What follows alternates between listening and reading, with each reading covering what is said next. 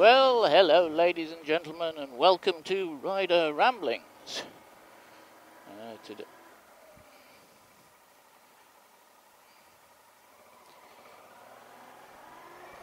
Today I thought I would discuss something which is a bit controversial, and that is Ryan F9's last video, which he himself did rather than one of his minions, about not wearing armour inside his motorcycle gear.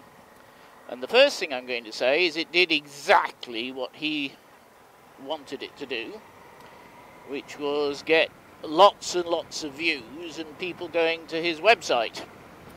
So it had the desired effect that he wanted.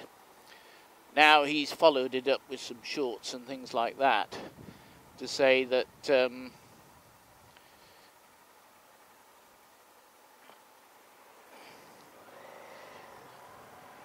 that he likes airbags and things like that. But basically I thought I would discuss this because I've been riding since before Armour was available in clothing, although it had been invented, I believe, when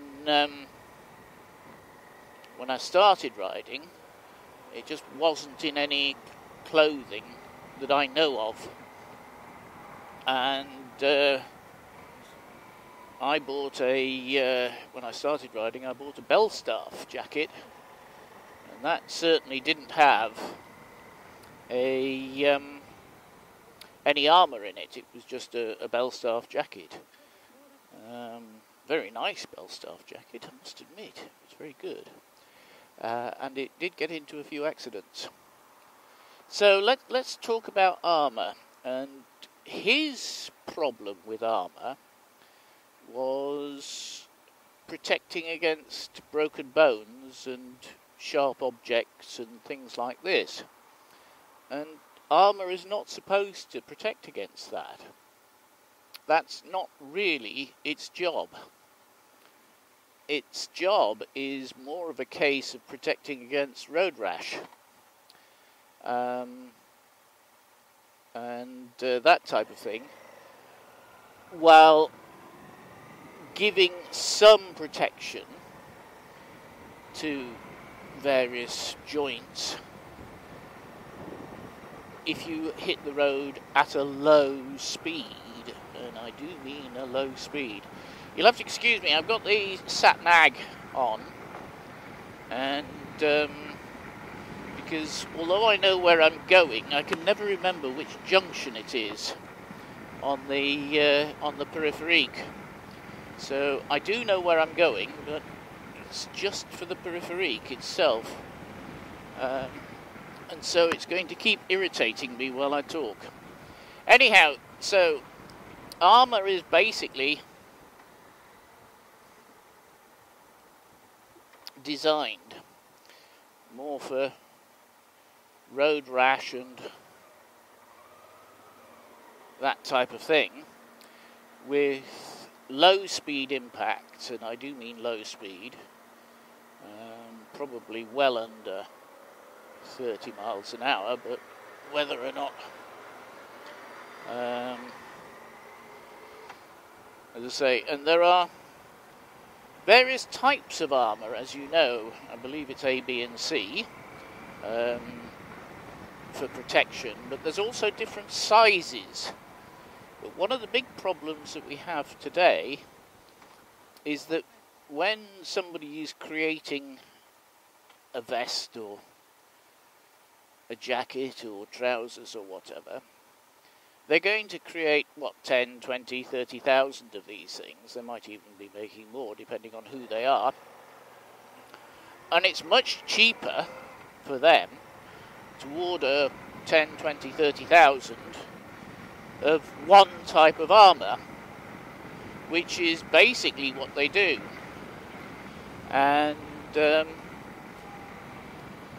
so consequently, when you get your jacket or your trousers, the armour in it is sort of basically one size fits all, the small size. And there's, I believe, no law against this. Motorcycle equipment is considered, motorcycle jackets, trousers and so on, anything that's marked for motorcycles is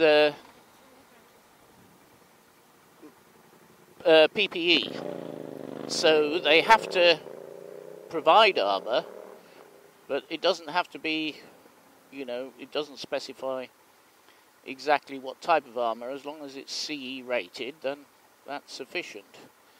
Now, if you're above 5'9", 5'10", then basically the armour that comes in your jacket is probably going to be too small. I mean, it very much depends, but it's going to be, it's not going to cover everything that it's supposed to cover, which is a bit of a problem, especially, you know, if it's going to try and protect you against things like road rash and so on, which you won't do very well. And of course, if you're very small, though unlikely, the armour that comes with it is going to be too big. But yeah, it's a bit of an interesting dilemma. Now, I'm going to tell you right now, I'm at GAT. I am. Wedding? I think so. I'm at GAT. The only time you'll see that I'm not at GAT is actually when I'm in the garage and I'm just running the bike up and down the interior of the garage just to check something, and that's the only time I'm not at GAT. But I'm at GAT all the time, even when the temperature is over 40 degrees in Paris, and I have ridden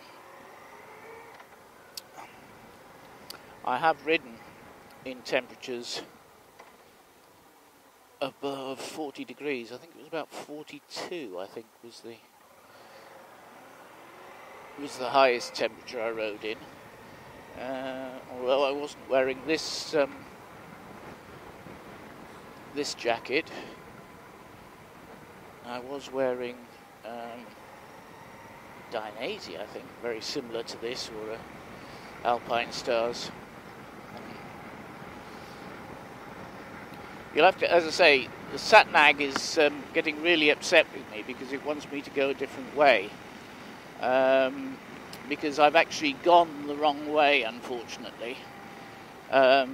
Because talking, I should have gone a different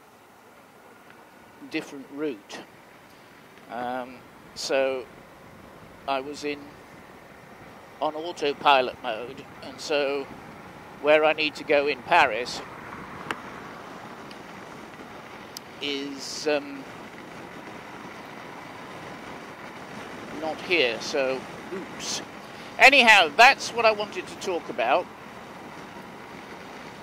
The fact that what Ryan F9 has said, and he did say it's just him, he's not advocating it for everybody, he's saying it's just him who doesn't wear armour. I would say wear armour, because I've had 2 high sides, yeah, 2 high sides so far, and about 4 or 5 offs of different types. One high side was at about 30 miles an hour, and another high side was at about 20 miles an hour. So they weren't fast high sides. The second one I didn't damage myself at all, not even a little bit.